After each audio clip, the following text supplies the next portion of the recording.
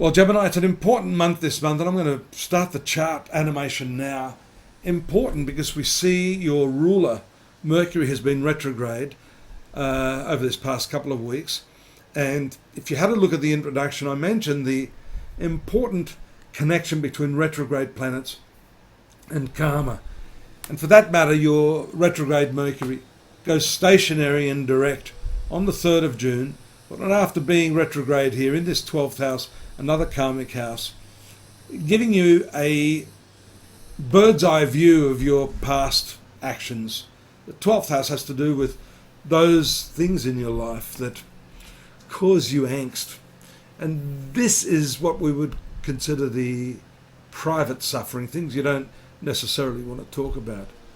No doubt with the retrogression of your ruling planet, you've been analysing that, reviewing it and wondering how you can, churn that bullshit of the past into good fertiliser, as I say. From that, you must have a positive, embracing view of the past. And if you can do that, the retrogression of Mercury through this 12th house will indeed be a positive, constructive one in which you can utilise that for some great benefits. Have a look up here. You've got Mars and Jupiter in your 11th house. This can sometimes show a bit of hard partying, strong socialising, but definitely a broader and more intense approach to manifesting your dreams at this time. Now that may be through your friendships, it may be through your own self-effort. I think partnerships will play an important role in what's happening in your life this month. Let's keep our eye out on your Mercury moving back in its forward direction slowly into your sun sign here by about the 14th. And that's going to coincide with the full moon here in Sagittarius in the 7th house, which is your partnerships, most personal and important relationships. So we see here that we mentioned your vision, your goals, your dreams and aspirations shown by this 11th house, the full moon here shining a light on the 7th house and bringing to the fore important components of your relationship. There it is, Mercury has moved, giving you an ample opportunity to communicate your way intelligently through any roadblock emotionally. That's a very, very important part of it. And I think what may happen there is you're going to be confronted with a bit of a challenge there, Gemini. That is when you go back through the past. If you're unbiased enough, you'll see where your ego has gotten in the road of making good decisions, resolving issues in your relationship. And so there it is, you've got that retrogression of Mercury re-emerging out of the 12th house into your sun sign, giving you that chance to start afresh. We see also that may be tied in with finances. There's a strong conjunction there in your 10th house on the 20th there with Neptune. Again, this is all pointing to visionary type thinking.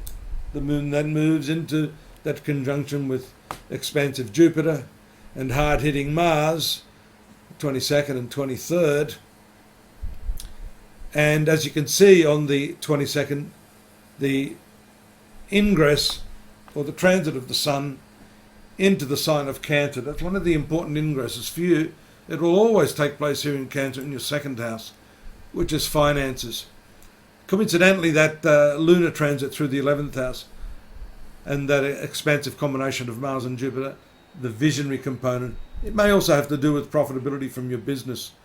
The new moon is also taking place here on the 29th in this 2nd house. So there's a strong flavour of finance tied in with these lunations this month. Firstly, the full moon that we mentioned there on the 14th with the movement of Mercury, 7th house of partnerships. That may not simply be limited to your emotional relationships, but I think it has to do with finances, because then we see the movement into that 11th house of profitability from your business ventures to the new moon there, which sort of completes the month on a financial note in that 2nd house You've got every opportunity this month to make a big impression on the world, Gemini. That's also because of the transit of Venus here into your sun sign.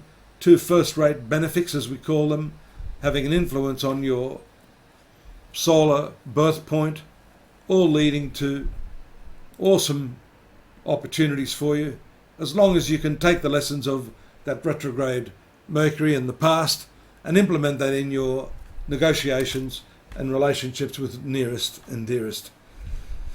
There's more on this month, there's more on this year, there's more on this week, there's more on today at astrology.com.au if you'd like to pop on over there. We've got lots of free psychic readings. You might like to subscribe here, please do. You might like to drop me a line. I'd love to hear from you. If you've got anything in particular you'd like to say, any comments, any ways we might improve our service, more than happy to hear from you on that. And I do look forward to seeing you again next month. Take care now. Bye-bye.